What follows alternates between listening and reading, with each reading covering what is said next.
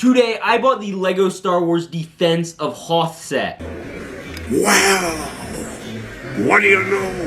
Hello everyone, it is I, Republic Studs. Welcome back to the channel. And today, we are going to be taking a look at 40557, the Defense of Hoth Rebel Troopers minifigure pack coming out in 2022, retailing for $14.99 with 3 minifigures and a whopping 64 pieces. Now obviously the price to parts ratio is a complete joke. Essentially what LEGO does with these is they're basically assuming you're paying $4 or $5 per figure, and then you factor in the builds too. That's about what this is costing. I am really excited to get into this. We're going to do a quick Hyperlapse build of it, and after that we're going to get in a full-on in-depth review of each minifigure as well as the builds. This thing is an action-packed set for what it is. I'm so excited. So with that said, check out the chapters. Also, remember to hit that subscribe button. We're gunning for 30,000 subs, and I cannot do it without your guys' help. So every press of that button means the world. And with that said, let's get into it. First off, I did want to do a quick unboxing with this because this is the first time I'm going to be opening one of these guys,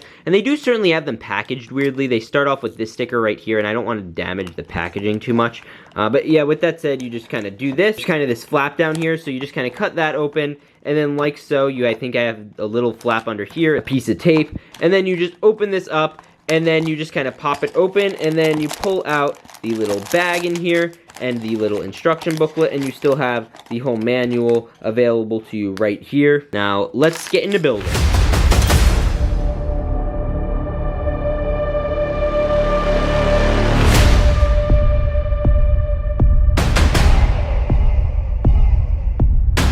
Okay everyone, so first off, we are going to be taking a look at the box art of this set with all the pieces in it. Of course, this is how you are going to be seeing it when you walk into your local LEGO store, and it usually is on a rack. This is the first time, I think, a LEGO Star Wars set in a long time, if ever, has ever had the hook type of a thing where you get these 3 minifigures and everything. You could tell me about that in the comments below. Either way, you do get some great depictions of the Battle of Hoth. You get a look at AT-ATs, which is pretty great. And then on top, we also do get a look, 64 pieces at 40557, ages 6 and up. Star Wars logo with that blue stripe and the dark gray bricks. I love this whole design. Again, I like the way that it is shaped like a minifigure. And you do get just some nice Hoth foliage. You also do get a look at all of the stuff you get. And then you do see the bricks in the pack, which I think is really neat, and just a little cool feature. You get to see what you're getting, not a blind bag, nothing like that, just really kind of neat.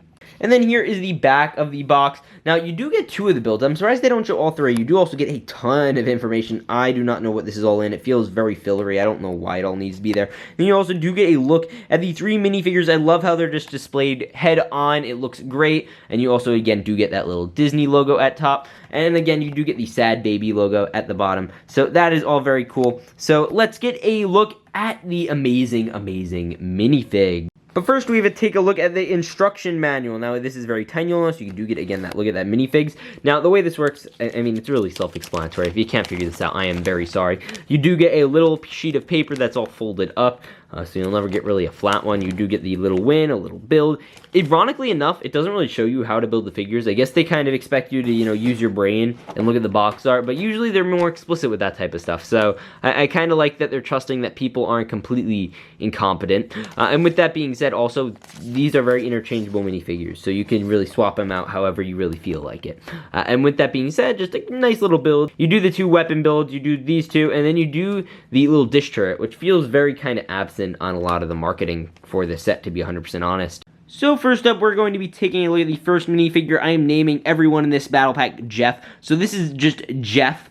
Now, he is very cool. This is a very standard looking dude. He comes with a regular sized rifle. You also do get a look at just this nice, beautiful looking torso. Very, very kind of generic. I feel like we've almost seen it before. You do get an angry face version of Jeff, and then you also do get a little cool, just kind of smug version of Jeff. He does come with the goggles. You guys know how this works. I'll show it first time in this figure, and then the rest of them, I guess you'll have to figure it out for yourself. He looks very epic in his goggles. I do not like how he did not come with leg printing, and it certainly makes him one of the weaker of the figures, if I'm being 100% honest. Now let's get into the next one. Now, next up, we have Jeffina. Jeffina is indeed epic. I like that she has the same, like, skin tone as, like, the clone trooper, so that's kind of cool. This might even be a good Omega face. I don't know.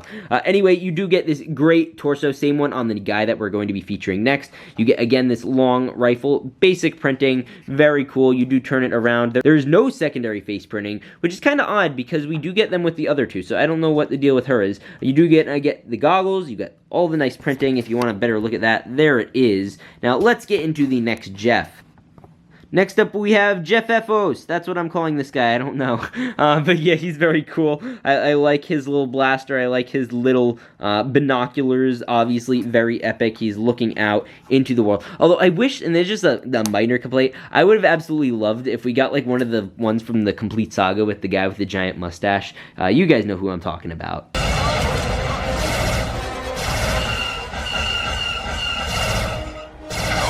That would have been epic. I would have liked to see, like, a new rendition of him. Or maybe we could have gotten an old rendition of the first one we got with the Scar, the yellow head one. That would have been cool. But yeah, he also comes with a great weapon. Again, nothing exciting here. He's the same torso. And he also does have a double-sided face print, which I almost forgot to cover. He is just kind of, like, stern-looking dude, which looks really kind of cool.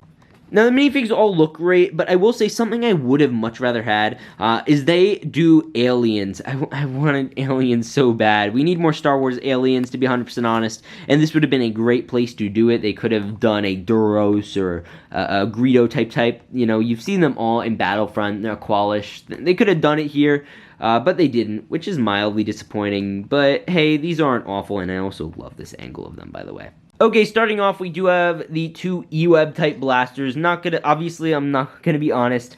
The builds are not a main part of this set, but you know, they are not the best. Personally, what I would have rather seen, and this is before I get into the details, I would have rather seen this version of the E-Web that came in the regular AT-AT in 2020. It comes with 12 pieces. These two combined are 20, so maybe with the extra 8, they could have come up and they could have just put this in on top of it and just put this next to this. I think this would have been much better, although I guess with the other ones, it does make it look like you're getting a slightly better value. Okay, so here they are. First off, you do get this little box. This, I guess, is supposed to be the box that, you know, is the battery for the thing. And, you know, it's alright. It's just a pretty generic, boring build. You can have your characters hold it, which is kind of nice. So, you know, if you want to have him run off with it, they can. You can make it some sort of, like, special data bank. And then you also do get the E-Web turret. Now, I'll move this over for a second. This is, again, a very boring build. It's very simple. You know, you do get some big pieces. And the real thing that I do like about this, though, is they provide extra blasters. They simply provide extra blasters just through the usage on the legs, which I thought was kind of creative, and I think works really well if you want to, you know, have extra blasters, even though they all come fully armed. And then, again, you do get 2 of those, which, again, feels kind of lazy. They totally could have done a different build. You know, they could have spiced it up a little bit with the extra pieces, but, you know, I guess it's okay. It's only, again, for the minifigures, 90% of it anyway.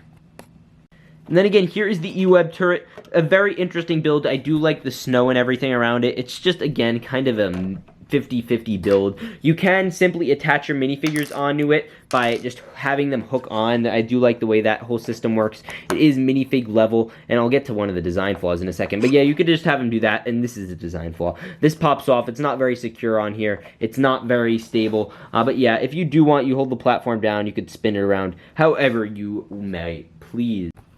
Now, here is a final look at pretty much everything you get in this $15. Again, you're really getting it for the figures, but the builds are alright as well. Again, I strongly recommend everyone get it. And there's one final question I do want to discuss while we're looking at them now. Now, to be honest, this isn't something I didn't really want to bring up, but there have been some people saying this is like forced diversity or whatever. I'm like, it doesn't really feel that way to me too much. You know, you do get like a woman character, which, you know, that's not really the target demographic of Hoth minifigure packs, to be 100% honest. But, you know, that's fine. It's not a huge deal. And with that, you know, being said, I don't have a problem with it. Although, again, I think it's pretty valid to say there should be aliens, because, you know, on screen, I guess you didn't see just, you know, as many people, but, you know, off screen, again, I'm sure all these people we could say shown up, you know, that type of a thing. And on top of that, you know, assuming we're basing this off Battlefront, which is what I kind of like to do, base these types of things off, like, the Battlefront skins, there are tons of alien skins, and if they just threw a Rhodian head on, one second. Look how much cooler this would have been if they put in an Aqualish type dude, or whatever these guys are called, the butt faces. And it would have been a cheaper way for people to get that type of mold. Or you could have thrown in a Greedo mold. That works perfectly fine too. They were all at Hoth according to the Battlefront skins, which are all canon approved. So, like, what's the deal, LEGO? Why do we only do humans? Is there, like, a human supremacy thing going on? I just think this would have been way better, and is a minor critique of the set, but, you know, that's just a personal critique. That's not, like, a valid complaint of the set, if I'm being 100% honest, but it's still something I would like to see worked on. Now, overall, Jeffethos, and Jeffina are all pretty cool, but let's get into my final thoughts on this set as a whole, all factors that I just brought up excluded. Now, I want to get this out of the way. This is a nice minifigure pack. Now, with that being said, it is a nice minifigure pack. Literally anything else I feel like would have been better. I know, hot take. I would have rather seen these minifigures put in the sets. Obviously, we do need Rebel Troopers for this whole Hoth wave of sets, but the real problem with this one is there were so many opportunities LEGO had to do, and they did this. Like, I don't think anyone was begging for a Hoth Rebel Trooper set. They are very generic and boring figures, generally speaking. It would be much cooler to get a Stormtrooper one, or a Clone Trooper one, which we luckily did get. It wasn't perfect, but it was alright. Or I think even First Order Stormtroopers might have been a little more interesting than this. The only thing they could have done worse was do Resistance Troopers, but, you know, that's about it. And I think that's the biggest problem with this set, is just options. Out of all the things they could have done, this was the first one they did, which is kind of disappointing, but it is still alright, which is why I'd certainly give this a 7.5 out of 10. Certainly pick up one or two of these, especially if you're collecting the Hoth sets, then make sure to get at least 4 or 5. I'm starting at 3, I'll work my way up. You know, I'll get a few more, but they're not crazy. You don't have to really stress about army building these. They're not as exciting, at least in my opinion, but they're alright. So with that said, I want to know your guys' thoughts on this set. Are you going to be picking one up? They are available in LEGO stores right now. Again, remember to hit that like button down below. And also, if you're here, hit the subscribe button, because again, we're gunning for 30,000 subs, and I don't know if I'm going to do it. I need to hit it by the end of January, so every press of that button will be appreciated. See you all in the next one. Peace out, and stay awesome.